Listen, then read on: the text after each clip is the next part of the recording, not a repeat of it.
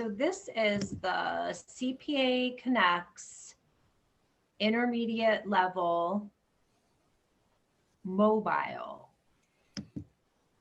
presentation for week 3. Talk to me. So communicating with your smartphone.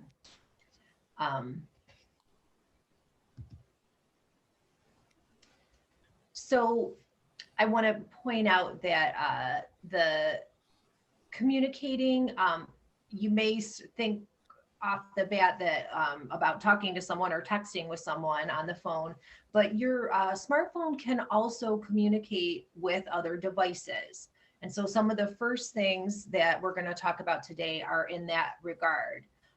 You can sync your smartphone to your other devices, specifically your laptop. And something that's really handy about that, or computer, is that when you create an engagement on your calendar through your email online, it can be pushed right to your phone and set up in your calendar on your phone. So it's really handy to not forget things, right? I historically was always a day planner person. I used to always write everything down and carry it around with me.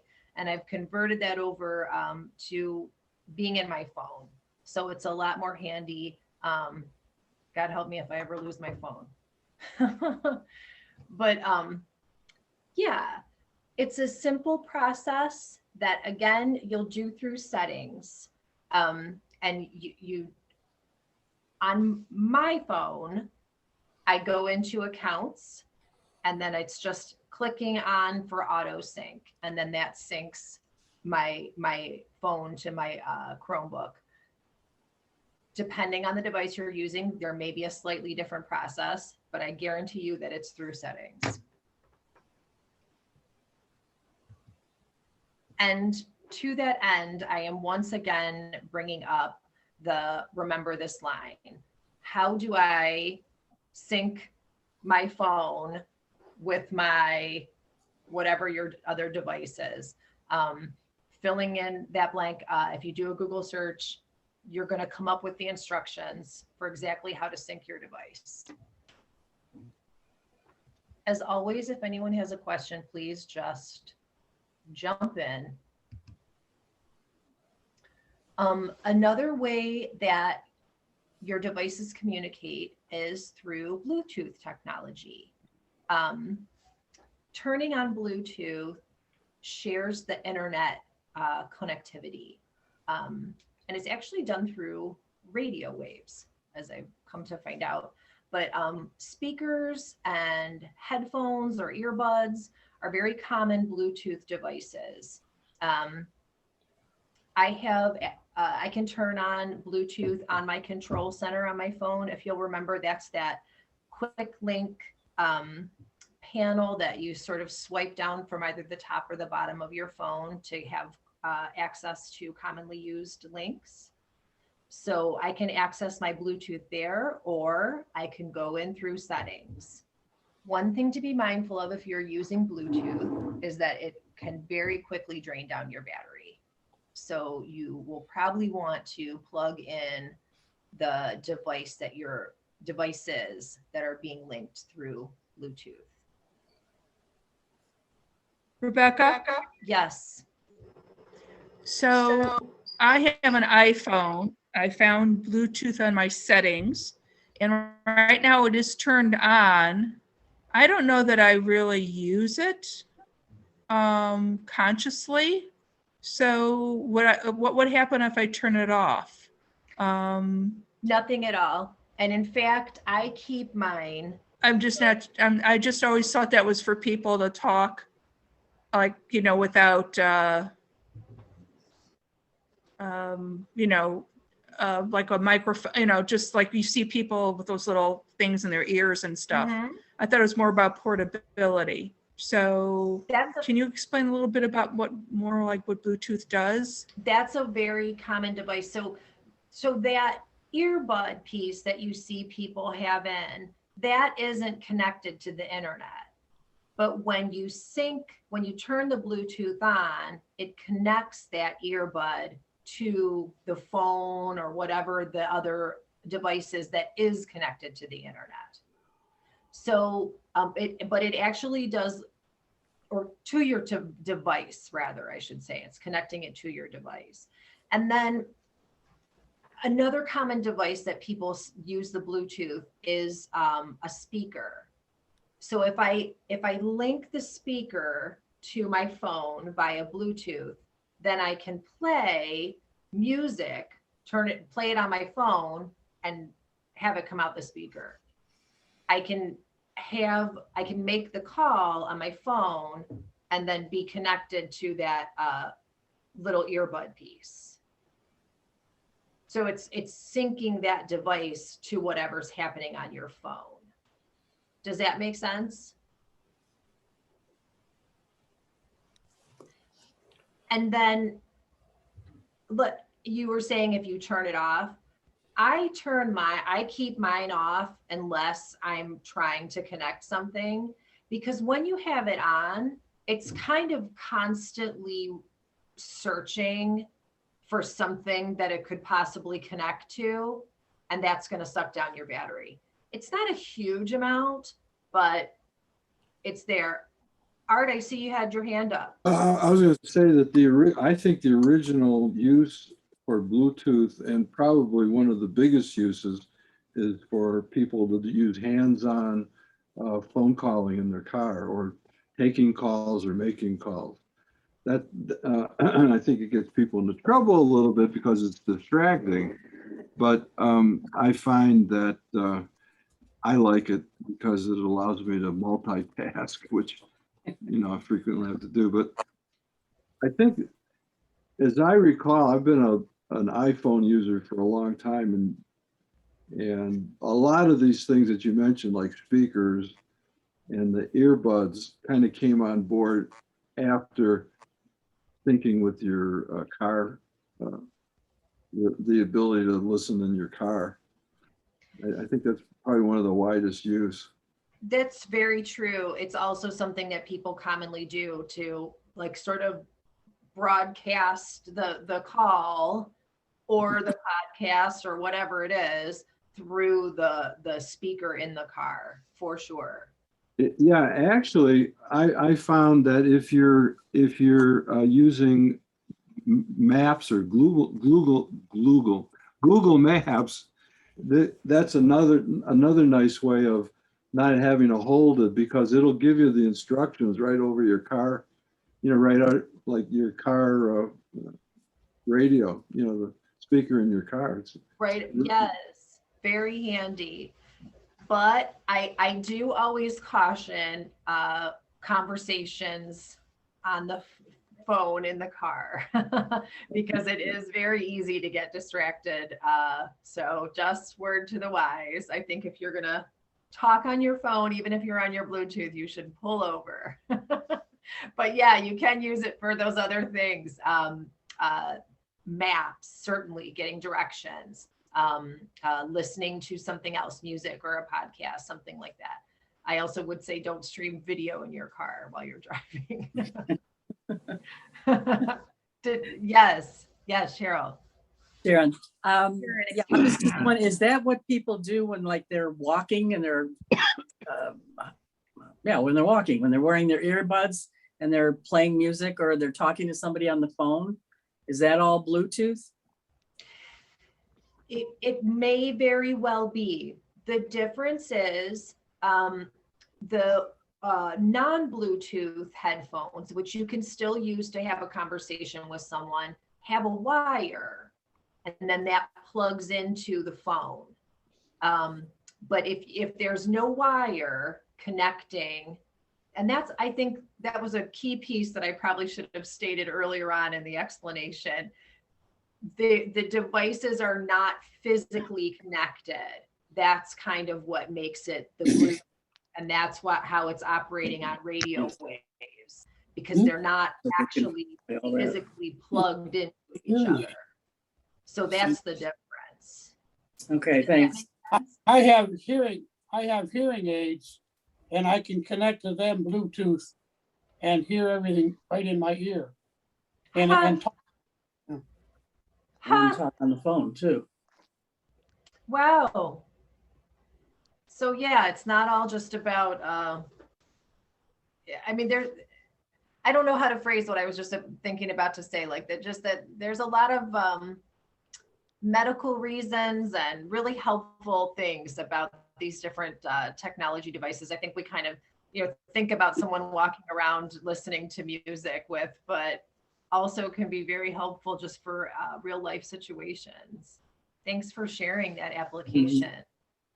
We have a neighbor neighbors, both of them are blind, and they use the computer the same way. Everything is through Bluetooth or a talking computer. Wonderful.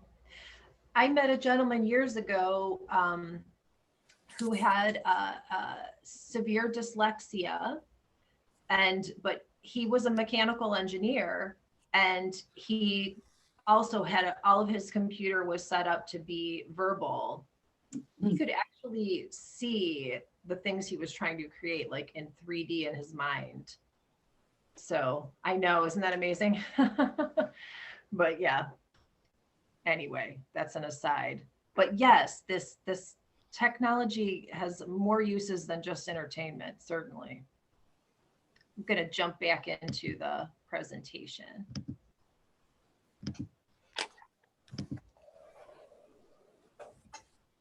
So onto this next link.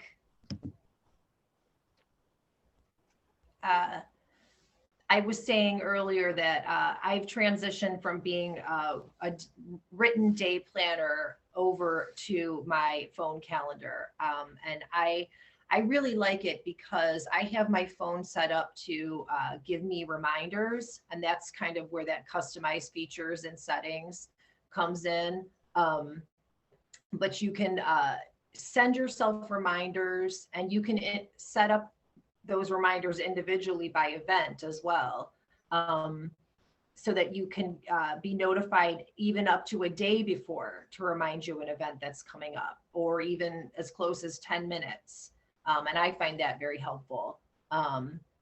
You can get push notifications, or you can just leave it that you check your calendar every day. It's kind of, to your comfort, how much activity you want to get from your phone. But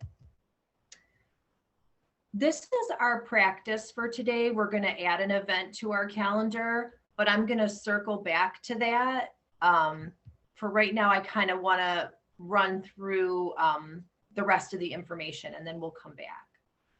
Another way that you can communicate with your phone is through a virtual assistant. And this can be extremely helpful for someone who may have some sort of Alzheimer's or other situation where it's complicated to try to remember all the steps of how to do something specifically on the phone. When you set up the virtual assistant, you can literally just tell your phone to call someone, or to add an appointment to your calendar, or to set a reminder that at 4:30 you need to switch over the laundry, whatever it is. You can just you can tell your phone once you've set up the virtual assistant, and it will remind you to do all these different things. The different services have different names. With your iPhone is Siri. Galaxy has Bixby. That hasn't quite taken off as much. Galaxy is so intertwined with Google, and Google Assistant has kind of become the more commonly used, but Bixby does still exist. Amazon, of course, has Alexa, and then Microsoft, as the Davisos know, has Cortana. So yeah, there's all these different virtual assistants.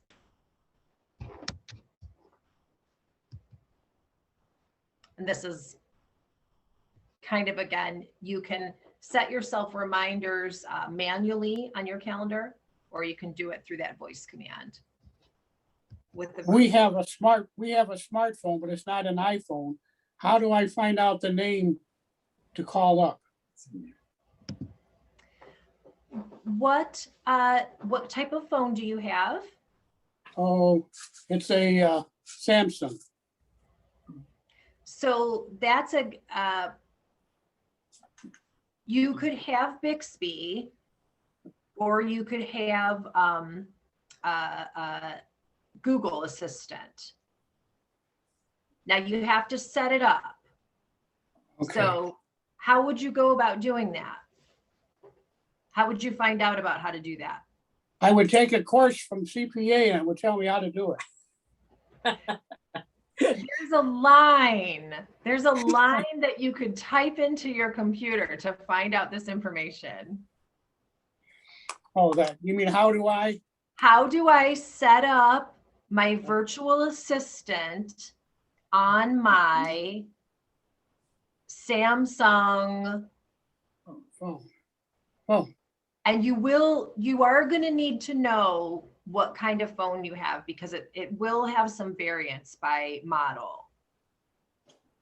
Don't worry about telling them. and when you want to use that assistant, you have to say that whatever the name is to get it going, right? That's correct. So Okay. when you set up your voice assistant, it has you say the words. If it's hey Google, mine just popped up on my phone and my Chromebook. I was trying to avoid saying hey Google because I knew it was going to do that. But it's going to record you saying it about 4 or 5 times. Top results. Thank you. It's going to record you saying that about 4 or 5 times, so it recognizes your voice and your modulation. Now, as far as I know, you can only set up one person on a device, as far as I know. But in your case, it would be hey Google. Thank you. You're welcome. I have a fun fact to share. If anyone has like Alexa or a Google, not Alexa, an Amazon Echo or the Google Home, I believe that those devices are triggered by anyone's voice. So Janetta gave me a look like I just woke up Alexa, I think. But yeah, on your device, it's tailored towards your voice specifically, but those Amazon Echo and Google Home, I believe, is anyone if they hear the trigger words. That's correct. I was referring to like your personal device, but you're right, Carolyn. The Alexa can be woken up very easily. We should refrain from saying her name, but yeah. And I'm glad that you mentioned about the Google Home as well. This is another thing, your home, that can be synced to your device. You can remotely control the temperature. You can unlock the door. There's lots of different things that you can set up your home to kind of have to be linked to your phone. So say you like to turn it down, the temperature down while you leave for the day, and then about 15 minutes before you're due to arrive home, if you want to turn the heat back up so it's toasty when you get there, it's something you can do. It's it seems almost like the Jetsons sometimes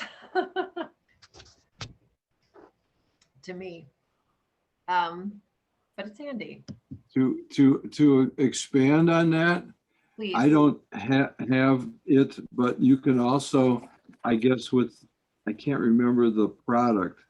They make doorbells and cameras to put on your, so you could be on vacation somewhere and you can turn on your phone and see if somebody is walking by your front door, actually. They're very cool. That's that Ring, isn't it? Isn't that what it's called? Yeah. They've caught a lot of people lifting packages and doing all kinds of stuff with that device. The biggest is the, Amazon delivery people. They follow the trucks and then they wait a while and then they go take what they don't know what they're getting, but It's really awful, but I'll mute myself. But the thing is, this is John Conley, the thing is you have to have a device that's compatible with the iPhone or whatever kind of technology is your personal control device.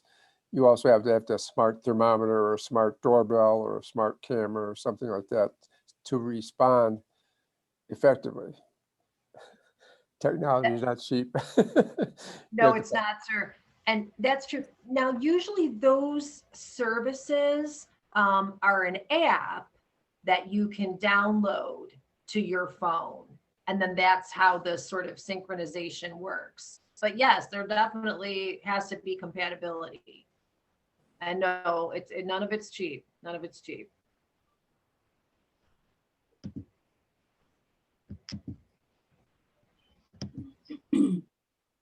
So,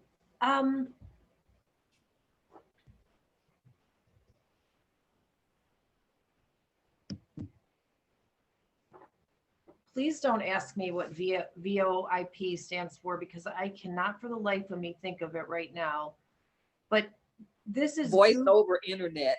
Thank you. Voice over internet protocol. Is that it? This Google Voice kind of transitioning now into actually talking to someone on your phone and not communicating with devices. Google Voice is a service that you can set up to sort of have the computer or have the phone over your computer. And there's some good reasons why you might want to do this. Less and less people have a landline anymore, but you may not want to give out your personal cell phone number to everyone. I have definitely, I worked at a business that had a Google Voice number for the sort of catch-all, so that people didn't have to reveal their personal cell phone, and then they could just route through that Google Voice. And you can switch it between the sync devices, and then it's just one number for everything. It all gets routed through that Google Voice. The downside to it is that you can't call 911 on it. So you would never just have Google Voice, right? But it's a way to not have to give out your personal number. Another downside, there isn't really tech support. And if you don't have an internet connection, you don't have Google Voice. Your phone will still work with the phone itself for calling will still work even if you don't have an internet connection.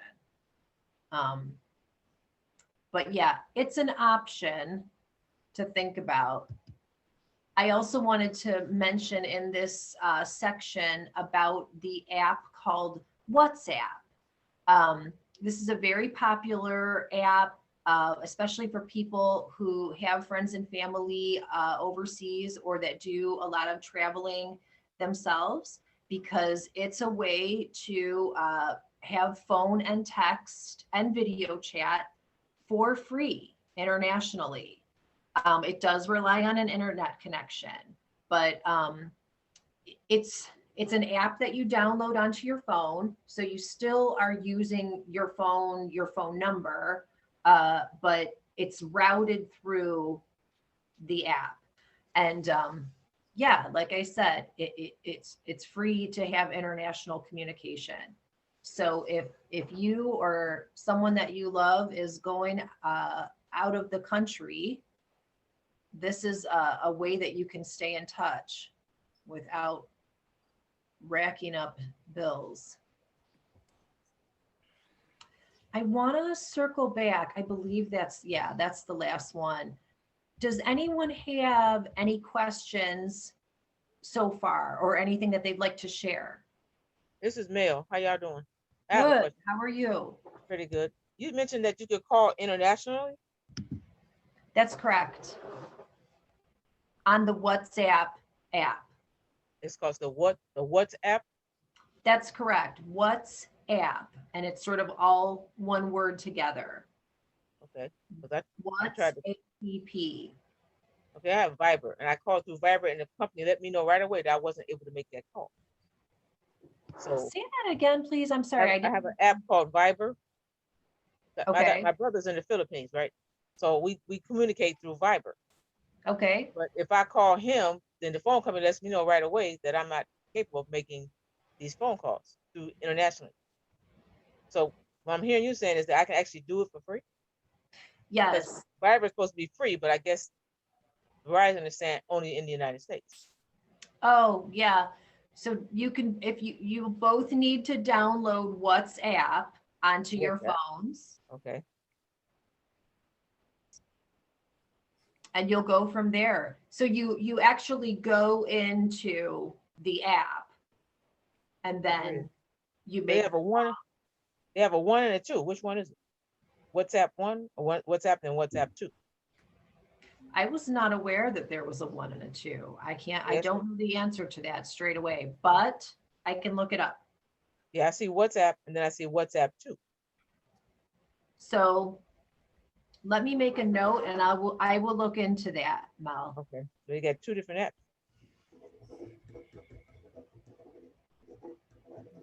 I will look into that and I will get back to you.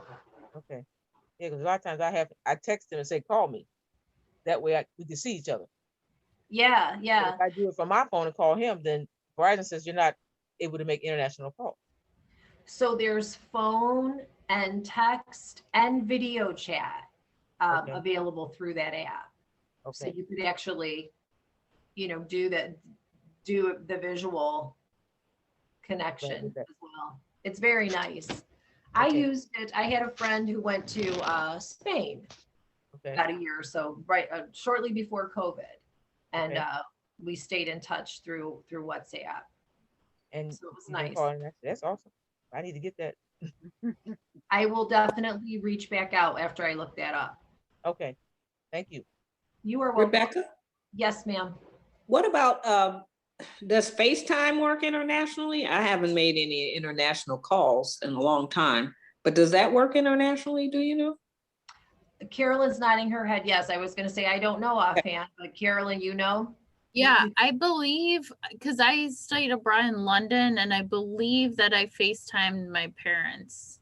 I have to check that. Okay. I mean, you'd still have to be either on data or Wi-Fi on both ends because it's internet based, but yeah, I believe so.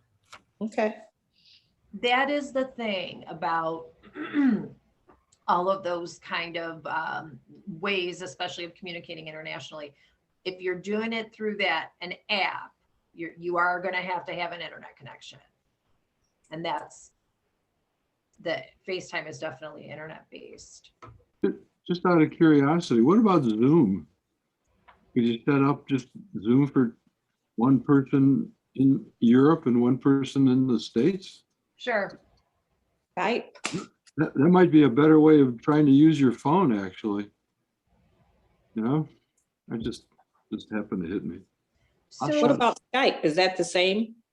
Skype Yeah. is also one that you can do that. We have an upcoming session where I'm talking about Skype.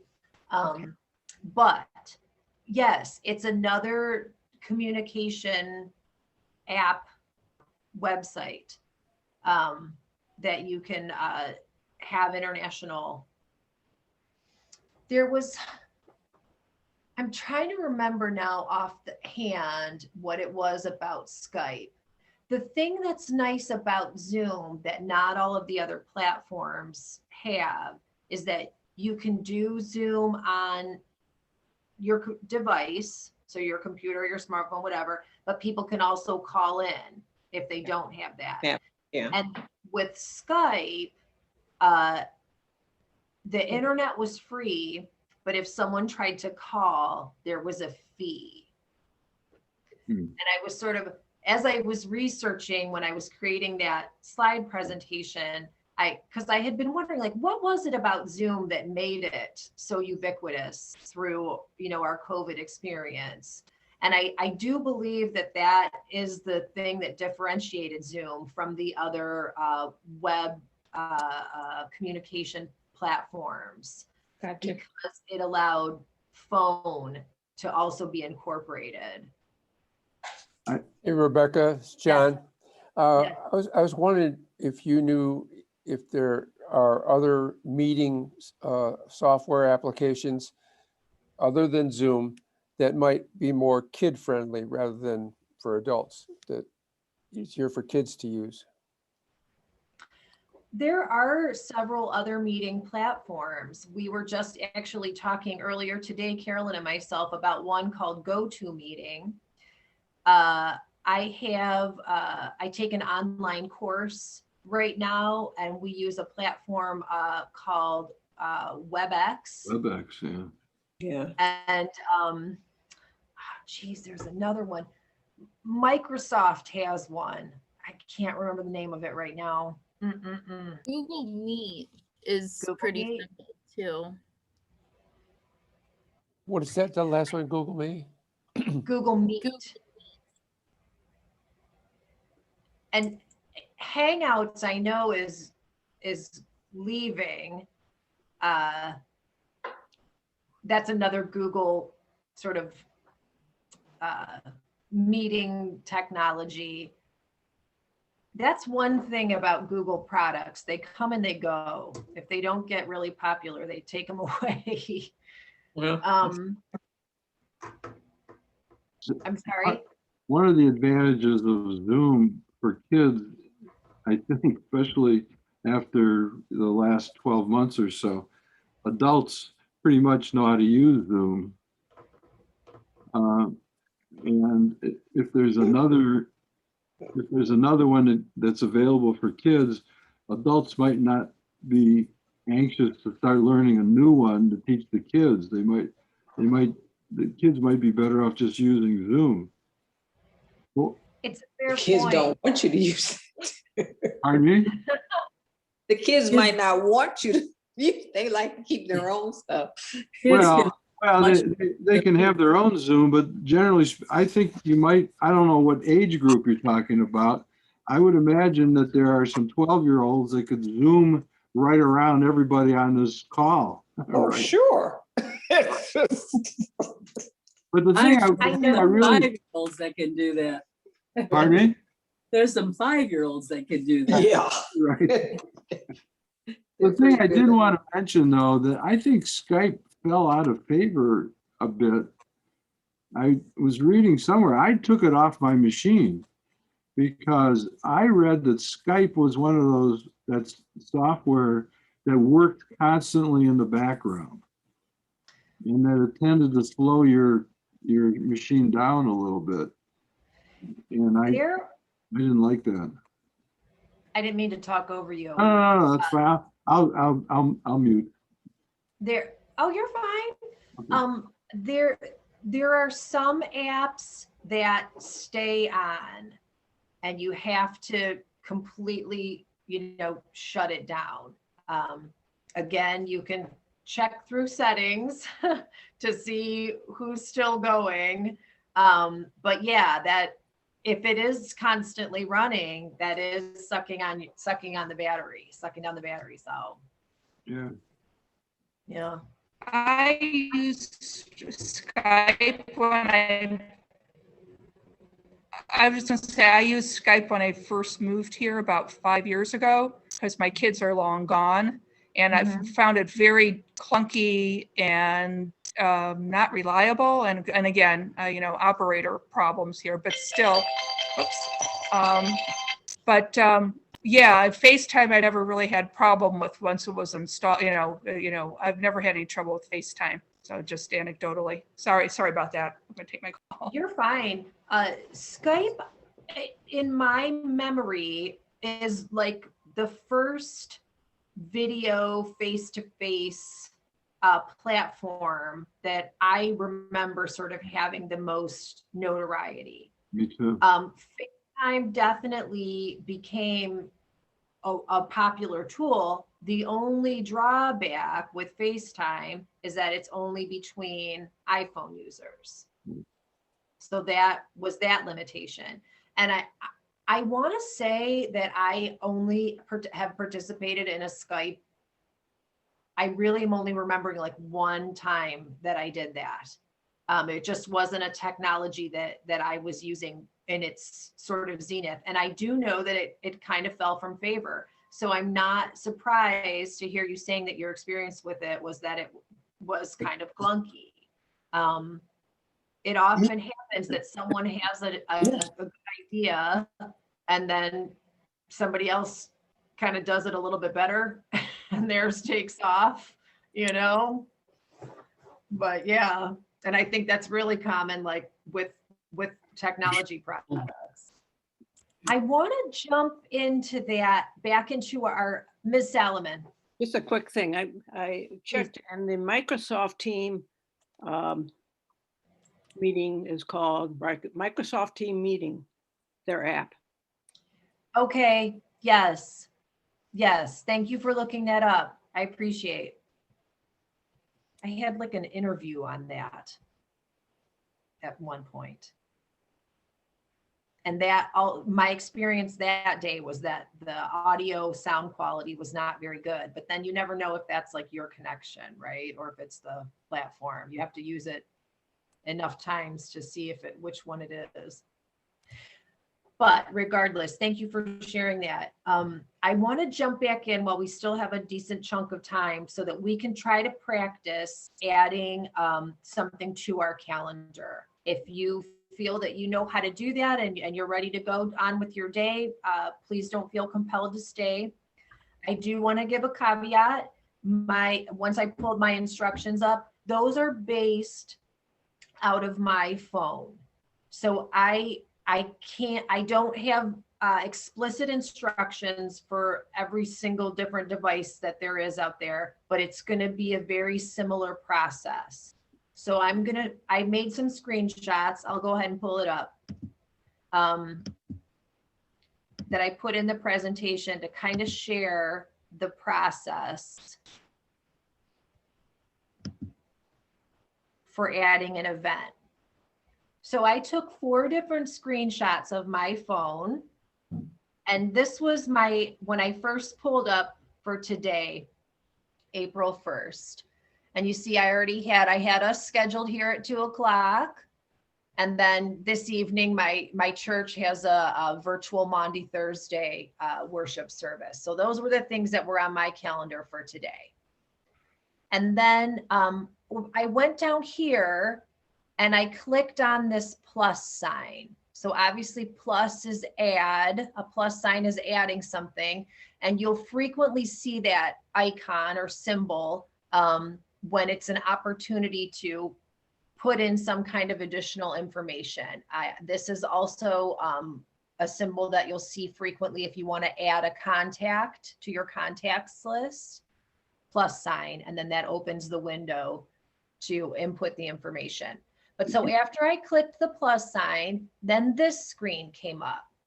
And I had then the opportunity to put in the title of my event, and then the time. So you just click directly on that space. And mine has a preset on it that makes whatever the event is for 1 hour. But I could manually tap the touch screen and change the end time to reflect the accurate time of the event, maybe longer, maybe shorter. And I can save right there and be done, or I can scroll down in this portion on my screen, and I have some more options of ways that I can put this in here. I can add the physical address or maybe a name of a building at the location, and then that can pull up on my Google Maps. I can add an alert so that I could get it for anywhere from a day before, as I mentioned earlier, up to 10 minutes before. I could put this in, if I click on don't repeat, that will pull up a second, like an additional screen, and I can choose to add the event on a daily basis, weekly basis. There's another choice to add it until such and such date on a weekly or daily basis. So there's options there for repeating the event. You don't have to, if you're doing something every week on Tuesday, you won't have to put it in every single Tuesday. You can set it up that it sets itself up on the calendar. I could put a note in about who I'm meeting or what I need to bring. And I could also invite someone else to my event by clicking on this, and that will open another screen that will allow me to put that information in. But I put in, oopsies. I inputted our CPA Connects practice today from 2:30 to 2:45. And then once I clicked save, this is the screen that came up. So I went from my 2 events, CPA Connects Monday, Thursday, to CPA Connects practice. And then again, that worship service. So I'd like us